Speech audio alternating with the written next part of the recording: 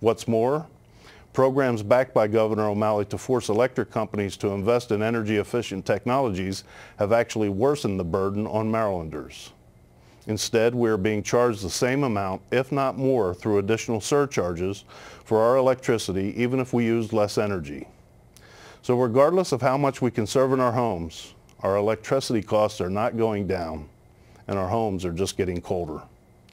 Money from these programs was promised to help low-income and fixed-income families with energy assistance, but has in fact been put into the state's general fund to again be used however these leaders see fit. Most Maryland families are getting no benefit from this program. But there are solutions to this problem. There are ways to lower electric costs, ways that are more cost-effective and are cleaner and better for our environment.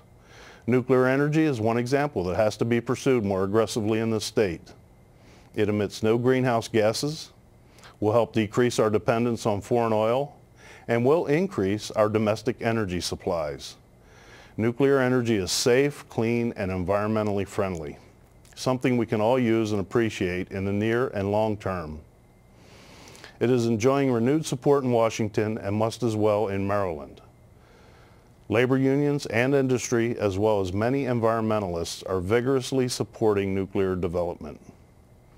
This type of economic development can attract businesses and new good-paying jobs, which are essential to improving our economy.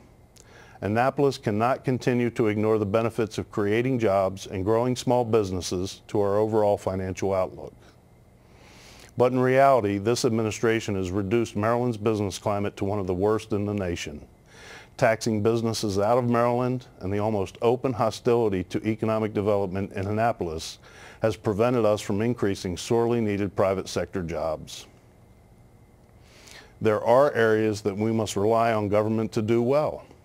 Citizens should be able to rely on government for safe roads and safe neighborhoods. But in recent years, we've seen increases in gang violence and increases in crime across the state. One way we can tamp down on these growing problems is by regulating Maryland's driver's licenses. This is a critical safety and security issue that also needs the attention of the legislative leaders. We have to make sure that those who drive our roads and are issued these official documents are here legally. As you can see, Maryland is the only state on the eastern seaboard that does not require a legal presence to obtain a driver's license. In fact, Maryland is only one of 4 states in the United States, only one of 3 in the entire continental U.S., which does not require a legal presence to get a driver's license. Maryland has become a magnet for those who enter our country illegally, and many states are refusing our licenses as an official identification document because we do not require the legal presence standard. The MVA has admitted that implementing a legal presence standard in issuing driver's licenses will cost very little to implement and may actually end up saving the state money while keeping us safer. We are clearly on the wrong track when a Marylander can't get on a plane with their license in other states or even our own state in the future. We are clearly on the wrong track when our MVA is processing over 2,500 driver's license requests for undocumented aliens each and every week. Over 125,000 each year, at great expense to the tax-paying public.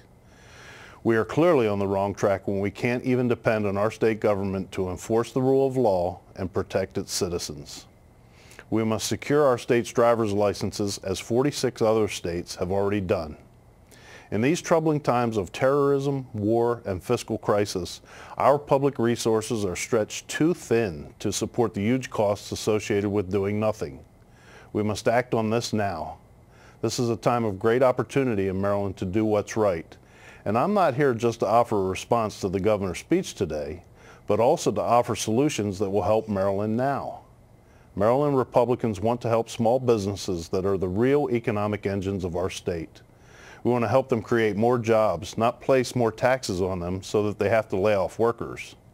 We want to decrease our state's unemployment rate rather than increase the numbers of those that unfortunately have to rely on government assistance such as unemployment and Medicaid. We want to increase job creation in the private sector and protect the jobs we already have.